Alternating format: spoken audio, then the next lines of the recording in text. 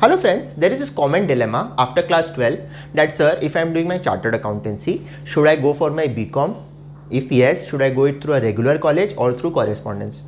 Through IGNOU, because IGNOU also has a MOU with ICI that ICI students, once they clear CA IPCC, they will be awarded the BCom degree after doing some specific writing work as well as clearing some papers. Now the common argument that is given by the man on the street is that, hey, if you are doing CA, so that itself is like a mega degree.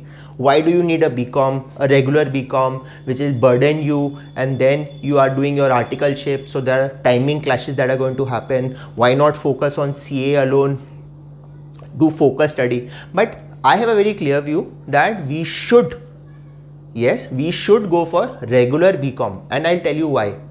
Number one, there are a lot of morning colleges available from 6 to 9:40 where you can opt for a regular BCom. For example, I did it in 2003 to 6 from St. Xavier's College, Calcutta. Then you have this option of, for girls, for example, Shikshayatan, JD Birla, Bhawanipur College, South City College. If girls in Calcutta, let's say, want to go for BCom, yes, Xavier's is a challenge, but yeah, there are ways and means where you can work around that limitation of articleship clash.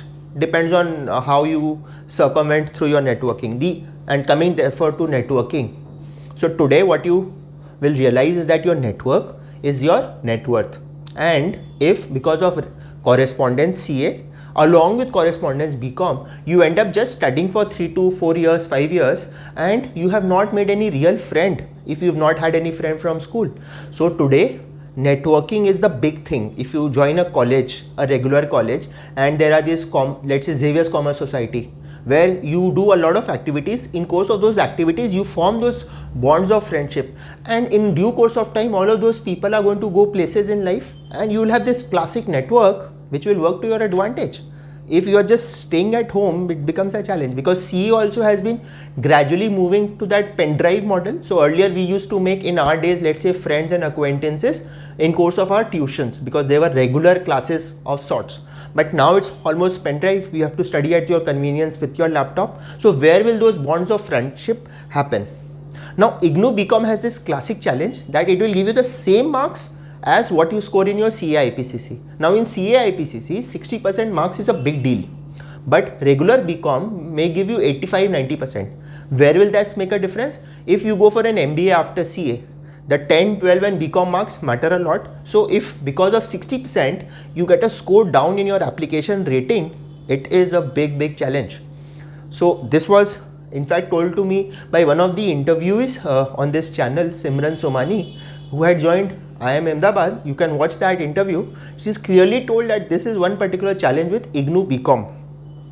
And you do not get the IGNOU BCom degree if you fail to clear CA IPCC. So you will be left high and dry. And what if CA final does not happen? You just have a IGNOU BCom and a CA Inter. Post-graduation option, that door is closed in some way. IGNOU also is a good option, but let's say you want to get a job after BCom. People will see whether you are a correspondence candidate or a regular candidate, because you know that personality impact, everything in many ways happens. If you want to offer a banking PO job, again IGNOU is fine, but a regular college always is good. If let's say you want to apply to an HDFC bank or ICICI bank, people see that branding, okay? And the syllabus is also common. So let's say you are doing CA and BCom, most of like 80-90% syllabus is broadly overlapping. So as such, the man on the street who tells you that you will be overburdened because of the BCom, I don't think it's a valid argument. And what my wife Sonia, who handles this CA job portal, tells me is that she's got specific clients. When they recruit CA freshers, they prefer candidates who have done the BCom from a regular college, not from IGNOU.